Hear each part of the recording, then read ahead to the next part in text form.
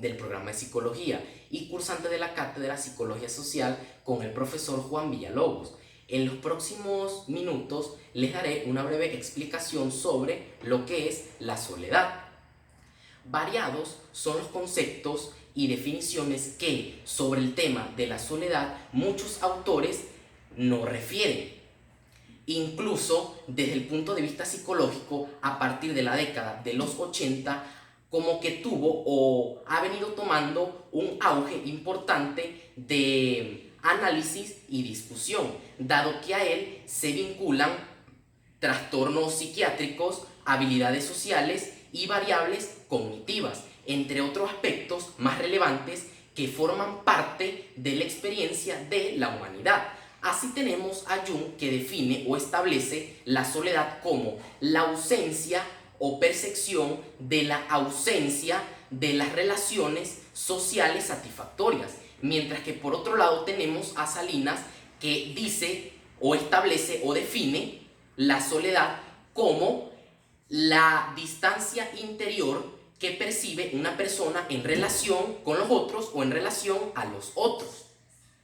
La Universidad de California de Los Ángeles hace énfasis significativo en los elementos cognitivos y emotivos que participan y se encuentran presentes en las personas solitarias. Se puede apreciar entonces que la soledad no solo hace referencia al hecho de estar solos frente a una determinada circunstancia, sino que también está vinculada a un sentimiento de sufrimiento interno que cada persona experimenta de acuerdo a sus vivencias y satisfacciones. En los próximos minutos o a continuación, mis compañeras les darán otros detalles acerca de este tema. Muchas gracias.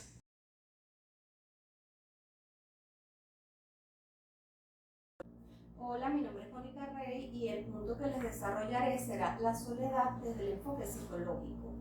En primer término, se hallan los estudios que desde una perspectiva cognitiva social tratan de explicar cómo percibe la sociedad a las personas que se sienten solas y las características que se les atribuyen, lo cual contribuye al mejoramiento del funcionamiento de la vida en sociedad, ya que esto permite conocer y entender la base sobre la que se estructura la percepción de los valores y las costumbres socioculturales.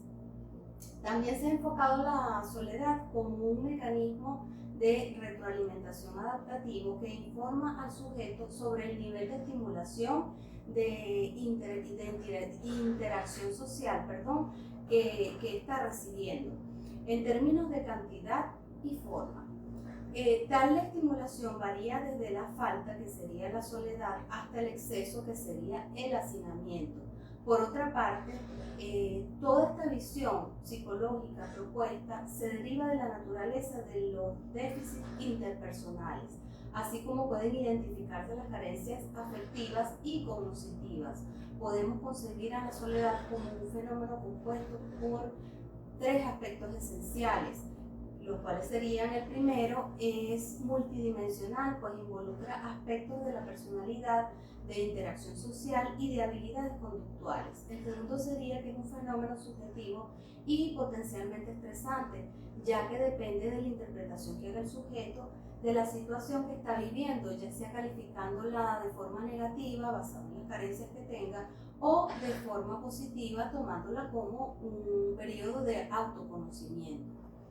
El tercer punto sería que es secuencial, ya que puede estudiarse como un proceso que tiene antecedentes, manifestaciones y consecuencias, que varían en intensidad y duración a través de factores contribuyentes. Otro aspecto significativo del estudio indica que, acorde a cómo se perciba la situación de soledad, ya sea como voluntaria o como impuesta, se distinguen los efectos positivos o negativos de la misma. Para comprender ese enfoque negativo que socialmente se le da a las personas que se sienten solas, debemos considerar la existencia de estereotipos culturales que estigmatizan a las personas solitarias como perdedoras sociales. Finalmente, en los estudios psicológicos sobre la apreciación de personas, se señala que cuando los demás perciben a otras personas, se emplean con frecuencia categorías basadas en el atractivo físico y el estatus socioeconómico. Se suele concluir que quienes son atractivos físicamente tienen también otras cualidades positivas. Sin embargo, los resultados de las investigaciones demuestran que las personas, a pesar de ser físicamente atractivas o de tener un estatus socioeconómico elevado, pueden experimentar la soledad o sentirse solas. Esto ha sido todo. Muchísimas gracias.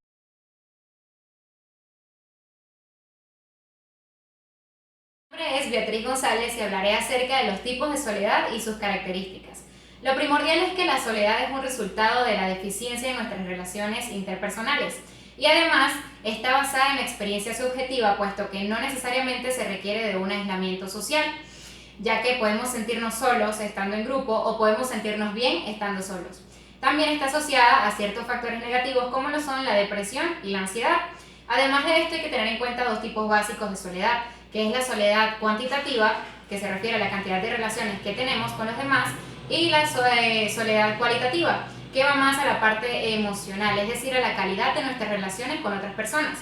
Según esto, podemos distinguir entonces 6 tipos de soledad. Está la soledad contextual. La soledad no solamente tiene que abarcar todas las áreas en la vida de una persona, a veces se da este tipo de soledad en el que ocurre en un único contexto. Tal es el caso de en el ambiente de trabajo o una persona que asiste a clases y considera que no tiene suficientes amigos y se siente solo. Sin embargo, en otras áreas de su vida se siente acompañado. También tenemos la soledad transitoria. Esta depende de una situación en particular y suele ser poco duradera. Tal es el ejemplo de una discusión o un conflicto amoroso o de amistad que suele resolverse en la mayoría de los casos rápidamente. Está también la soledad crónica. Esta soledad no depende de un contexto y tampoco de una situación. Es una soledad que se perpetúa en el tiempo, entonces esto produce que la persona en todos los ámbitos de su vida se sienta sola. Sin embargo, esto se puede tratar y puede ser superada. También está la soledad autoimpuesta. Está el caso en el que nosotros mismos provocamos las condiciones para poder generar ese alejamiento de la sociedad. Y esto le ocurre a las personas que, por ejemplo, experimentan miedo a ser defraudadas o decepcionadas por sus seres queridos. Está también la soledad impuesta, que es aquella en la cual la persona está en unas condiciones de vida que le impiden o son desfavorables para poder tener relaciones interpersonales sanas. Y esto se puede dar por tener un trabajo con demasiadas horas o vivir en un lugar muy lejano al tipo de sociedad o grupo social que se desea frecuentar. Y por último está la soledad existencial, y esta no tiene que ver con ningún otro tipo de soledad, sino que se caracteriza porque se entremezcla la emoción o sensación de soledad con preguntas existenciales como por ejemplo ¿por qué estamos aquí? Y ¿qué es lo que nos conecta con otras personas?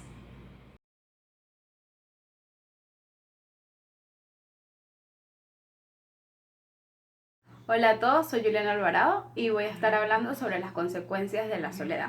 En cuanto a las consecuencias, aún siguen en investigación. Sin embargo, sabemos que esto puede afectar tanto a la salud física como a la salud mental si se convierte en una condición crónica.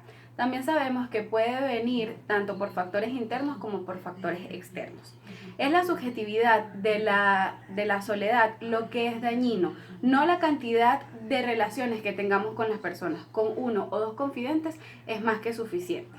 Entre las consecuencias tenemos que baja la calidad del sueño. Una persona con soledad crónica o con soledad elevada hace que su sueño sea fragmentado. Por lo tanto, en una persona con una condición normal, en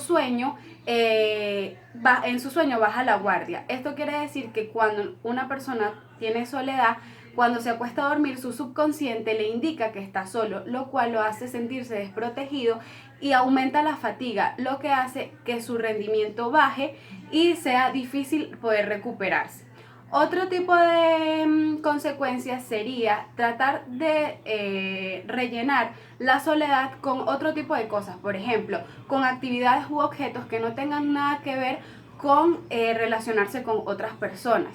Es decir, cuando una persona tiene soledad, puede llegar a tener obesidad por grasas, por azúcares o tener alcoholismo, que lo que hace es que llenen ese vacío tanto mental como físico con alguna otra cosa. Una persona con soledad puede contraer gripe y también puede tener un estrés muy grande, ya que cuando una persona está triste, los niveles de cortisol aumentan y el cortisol es la hormona que genera el estrés. Por lo tanto, una persona con soledad siempre, o sea, como que está activa porque su sistema simpático está siempre activo, lo que hace que la persona siempre esté como a la defensiva. Otro tipo de afecciones es que pueden contraer demencia, lo que genera que una persona que tenga, puede tener familiares o puede sentirse solo, contraiga una condición como lo es la demencia y también la muerte prematura. Muchas gracias.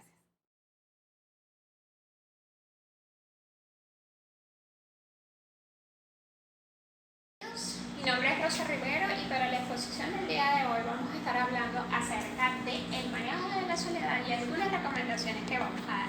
En primera instancia debo decir que la soledad afecta nuestras relaciones interpersonales y además incide en nuestra condición natural de seres sociables que necesitan relacionarse. Cuando la soledad no es manejada efectivamente, es necesario tomar una serie de recomendaciones o pautas a seguir, las cuales voy a dar a continuación. En primera instancia, debemos ser conscientes que el miedo a la soledad es irracional. Es decir, si nosotros le conferimos a la soledad un aspecto terrible y negativo, experimentaremos emociones terribles y negativas. Es por ello que la clave está en darle a la soledad un aspecto positivo y trabajarla en beneficio para nosotros. La soledad por sí sola no es buena ni mala. Podemos aprovecharla para terminar proyectos, crear nuevos planes, un tiempo de crecimiento personal y eso nos beneficiará. Otro de los puntos o recomendaciones es realizar un trabajo interno. ¿Qué nos está sucediendo? ¿Por qué nos está sucediendo? ¿Cuál es la causa? Ese autoconocimiento, autoevaluación que podemos hacer para saber hacia dónde nos vamos a dirigir y cómo manejarla.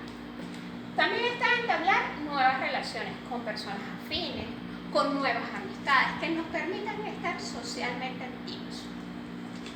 Evitar encerrarse en uno mismo es otra de las recomendaciones que damos porque quizás es la más dolorosa. Las personas que tienden a sentir soledad se aferran a esa soledad y quieren aislarse.